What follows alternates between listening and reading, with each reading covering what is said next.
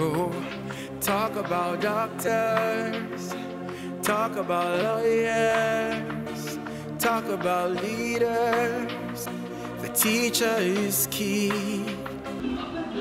Is Eric Ngetia, a bona fide member of this association. After that, we will take questions. When the questions are asked, any member can answer, because this is a concerted effort, collective views of we majority of Utag-Uew members. Thank you very much. So I hand over to Eric Ngetia. Thank you. Thank you very much, Acting Dean of Students Affairs. So with your indulgence, I go straight to the prepared text. If you are ready, the media is ready. May I proceed?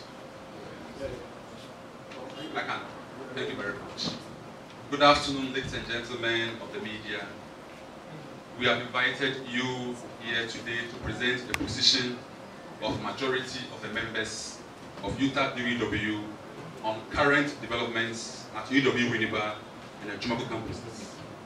We wish to state emphatically that those of us who constitute majority of the members of Utag-Uew and whose views and on whose behalf we are presenting this statement today have never, in more than 18 months, had our concerns or views acknowledged and addressed, either by Utag National or any individuals holding themselves up as Utag-Uew leaders. We are alive to the position of Utag National on current developments on our campuses and have been watching with disquiet the retrogressive role of Utag National and the demands it is making on both the UEW Government Council and the Vice Chancellor to take certain steps that do not promote the interests of UEW. We wish to state strongly that we, the members gathered here, as well as all others that have signed onto this press statement, copies of which you would receive after here, are bona fide members of the local chapter of Utag-Uew, Winneba. We therefore have the right and responsibility to express our opinion on current developments in the University of Education Winneba, and particularly on the unfortunate conduct of Utag National Executive, led by President Dr. Utag-Uew.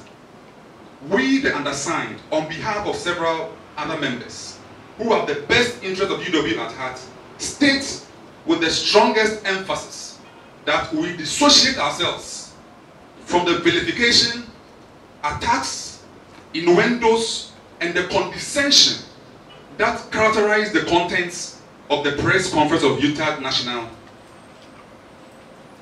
led by Dr. Utag-Uew and delivered on March 26, 2019. We do so on the following grounds. The position of Utag National, in our view, is hypocritical, and that posturing is something we wish to state to the press.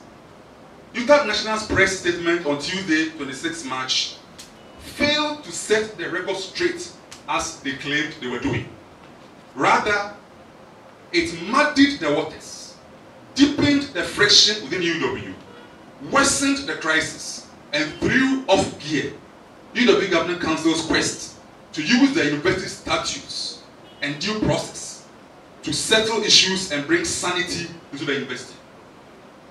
We believe strongly that as bona fide members of Utag-Uew, and by extension Utag National, and considering the fact that the current development sits squarely on the laps of Utag-Uew, if Utag National was democratically minded, it would have consulted the members of the local chapter before proceeding to issue press releases and public statements purported to be in our name and on our behalf.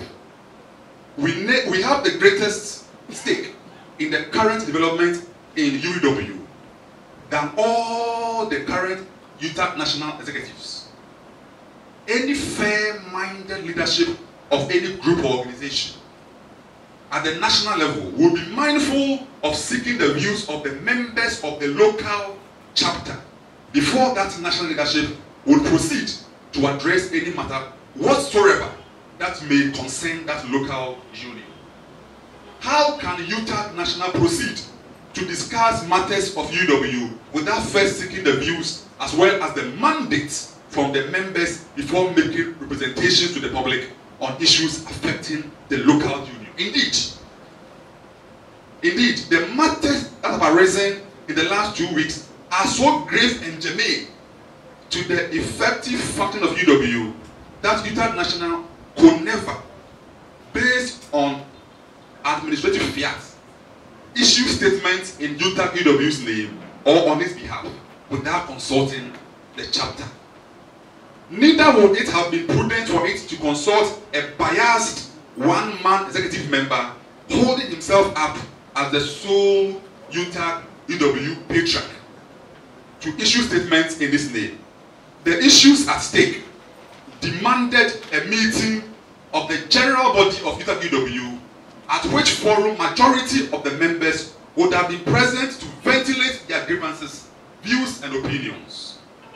Ladies and gentlemen of the press, the last time any Utag meeting was organized on any of our 4 campuses to allow members to air their views on matters affecting their interests was in July 2017.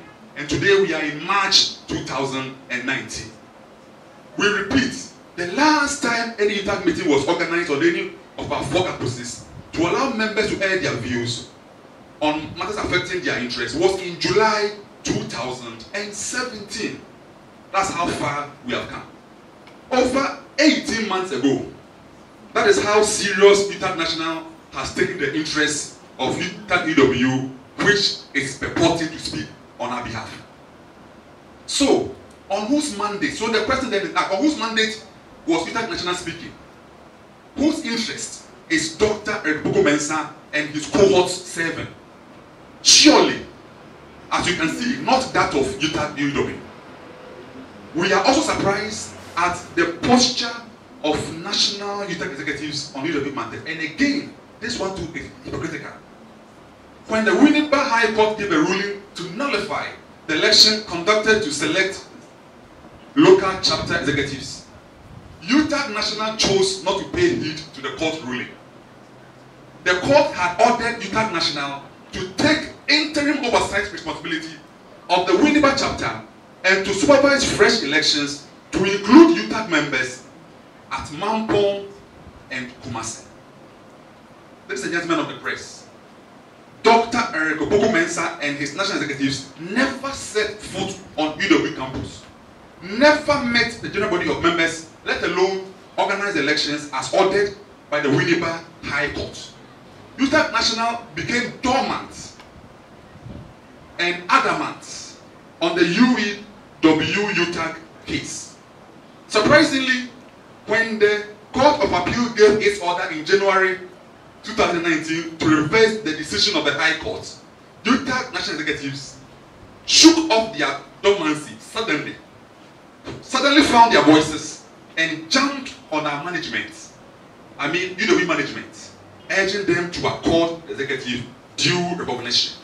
Where is the fairness in this leadership conduct of UEW, of Utah National? Is it a case of the Animal Farm, written by Utag-Uew, whose bidding is Dr. Mensah serving? Whose bidding is he calling? Whose interest is he pursuing? We also want to use this opportunity to draw an analogy between what happened here in UEW and what happened at KNUST to underline the critical stance of Dr. Mensah and the executives of Utah National. In the KNUST saga regarding the student violence and protestations and demonstrations there, the governing council had taken decisions, rolled out new policies, and instituted measures of administration that the students felt were not in their interest.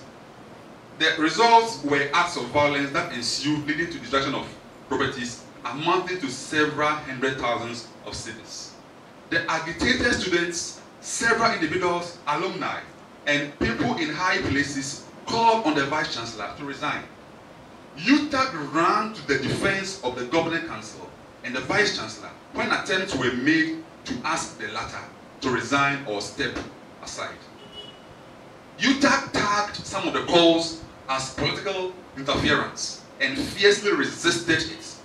In the end, all policies that were instituted and which the students alleged were not in their interest were withdrawn, and the status quo was maintained. Indeed, most of the disciplinary measures lined up or instituted against students were reversed.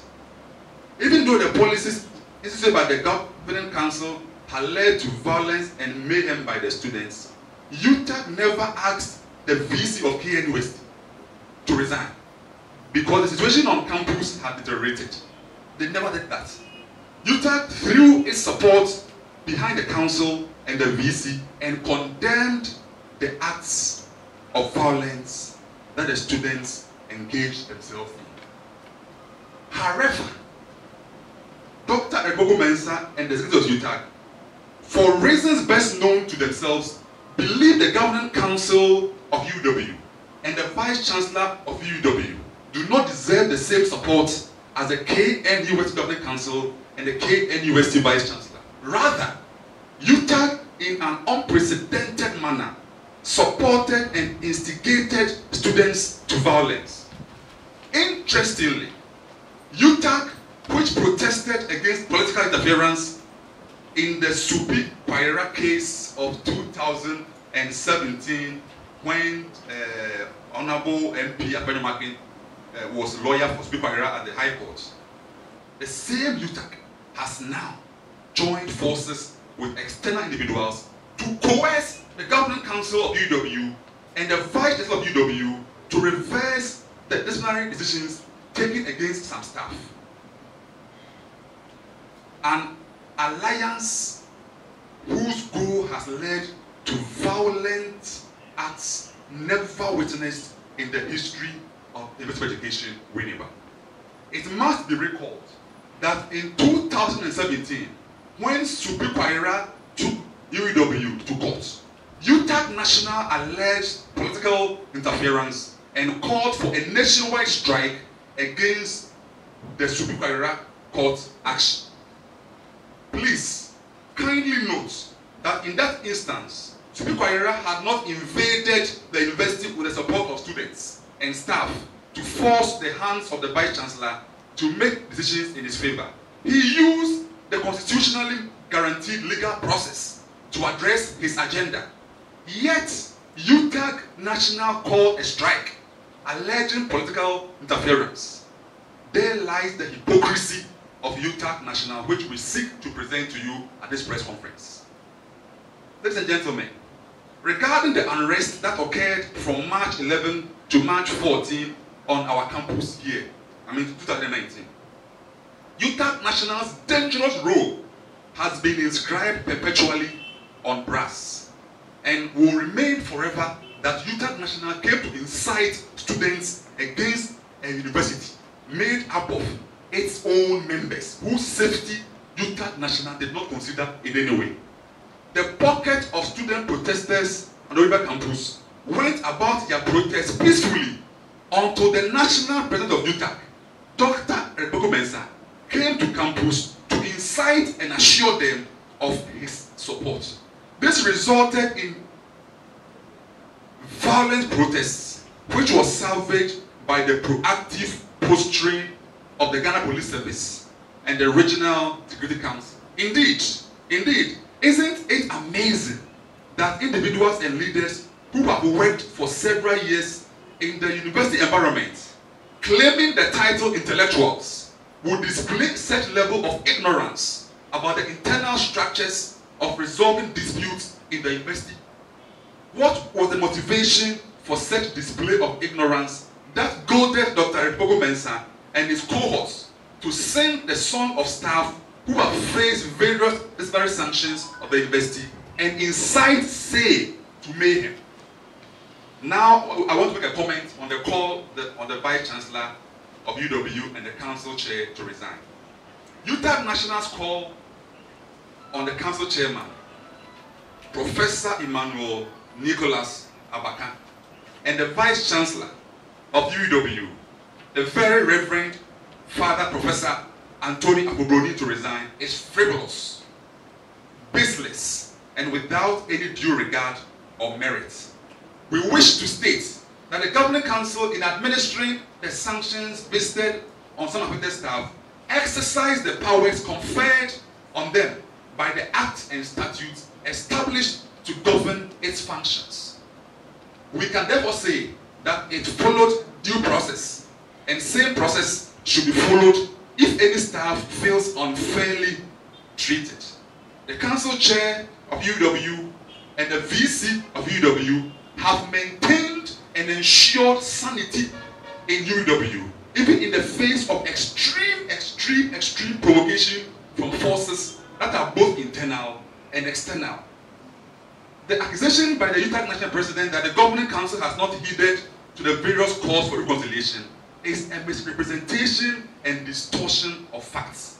The Governing Council's press release on March 18, 2019 expressly dealt with the issue of reconciliation by asking affected parties who wish to do so to appeal, and that any such appeal will be handled on case-by-case basis. Now, what this means is that the council was the body that rather made the overtures to them to take the opportunity.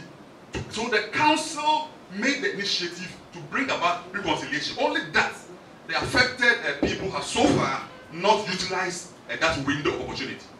And to continue, at this juncture, ladies and gentlemen, we wish to acknowledge this window of opportunity that has been open and is still open to our affected colleagues upon whom various measures of discipline have been administered.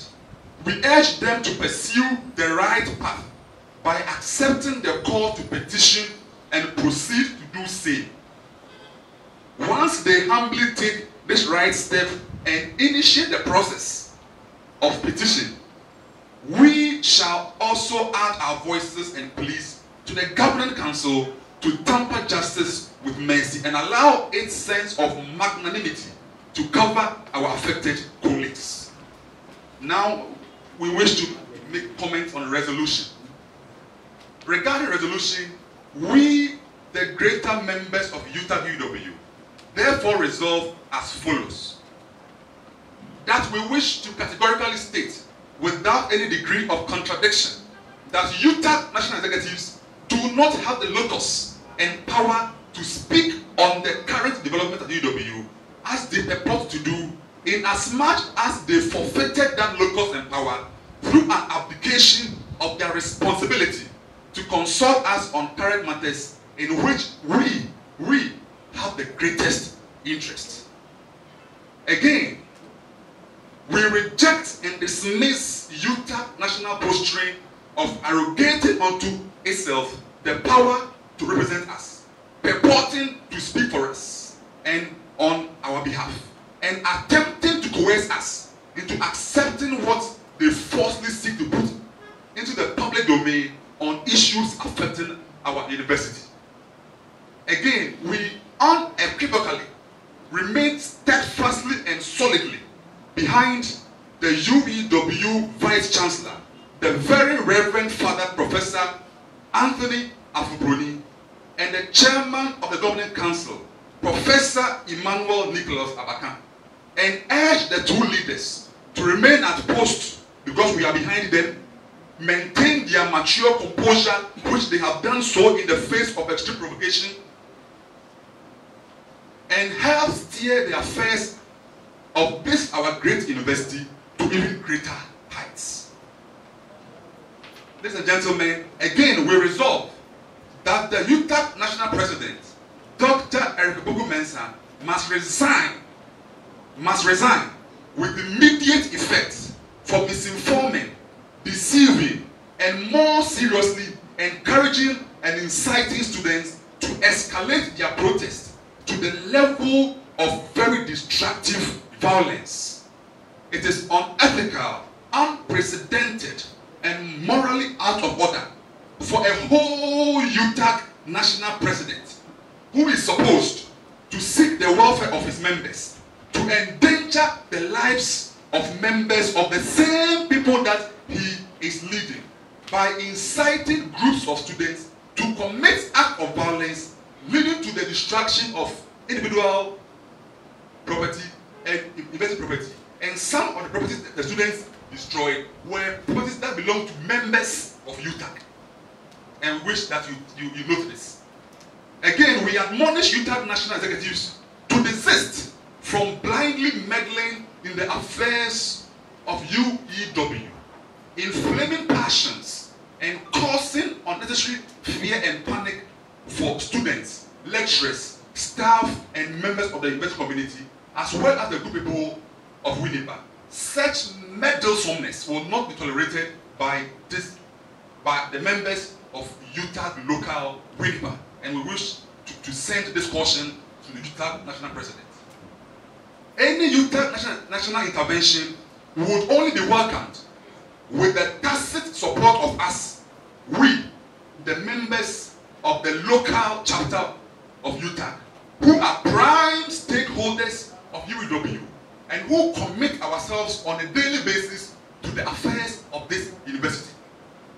Again, as earlier indicated, we call on all our colleagues, especially those affected by the measures of discipline that were administered, to use the internal structures of the university to address their grievances and not engage in behaviors that create unnecessary tension in the university and jeopardize academic work.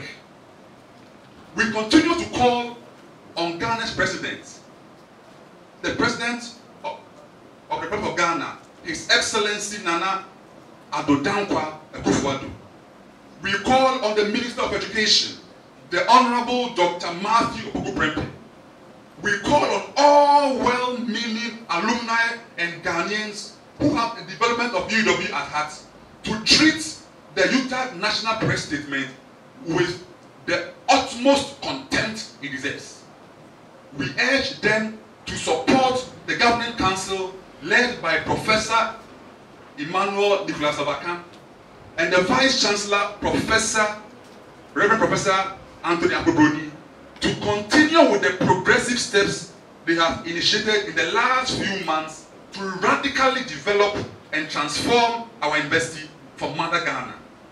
And finally, we humbly appeal to the Minister of Education, the Honorable Dr. Matthew Opoku-Prempeh, the Governing Council, the Academic Board, and the Regional Security Council to urgently take all the appropriate steps to ensure that normalcy is retained to the Winnipeg and Jumako campuses to allow academic work to resume within the shortest possible time.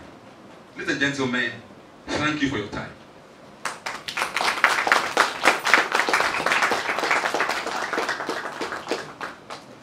Thank you very much, Eric Nketia. At this point, we would ask for questions